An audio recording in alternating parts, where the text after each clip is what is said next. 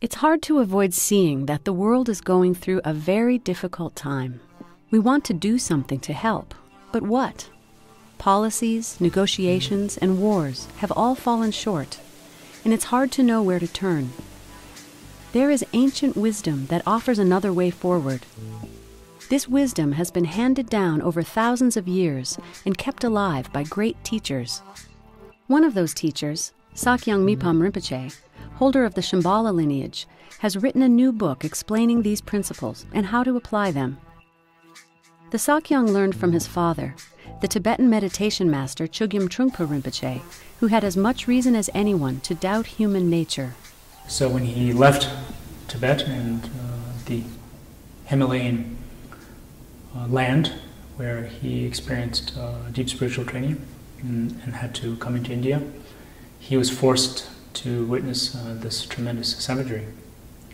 And out of that experience and out of his own personal self-reflection, he actually came to the conclusion and felt that it was important to express that humanity deep down is good, that it is complete, and that this notion of respecting each person and cultivating that in each of us is actually the best way to prevent and help more people from becoming savage and aggressive, and that it is due to some deep sense of hurt, insecurity, non-respect that somebody has experienced where they engage in hurting others.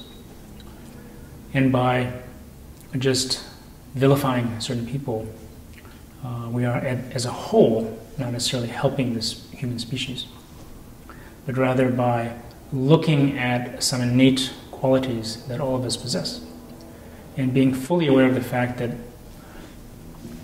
on a daily level, all of us can, any moment, behave badly and hurt others. But that is not a reason to give up on the overall confidence of humanity itself. In his new book, The Shambhala Principle, the Sakyong inspires us to honestly consider the idea that we are all deeply and fundamentally good. This goodness is always present, even in the face of hardships like illness, a collapsing economy, or climate change.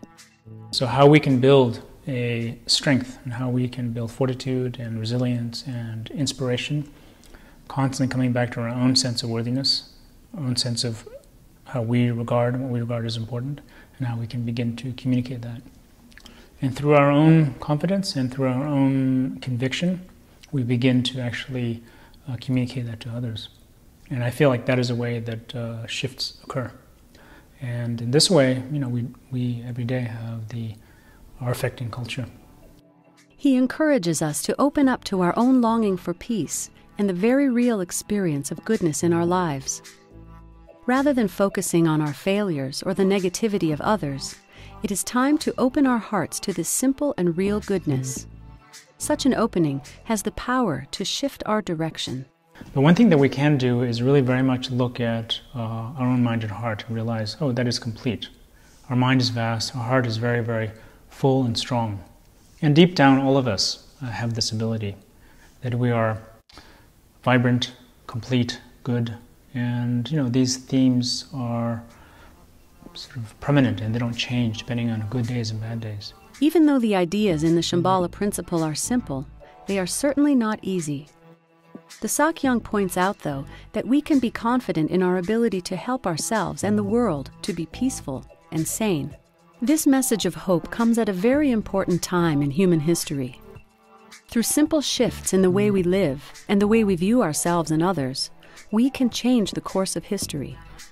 Good luck, and please be well and stay strong.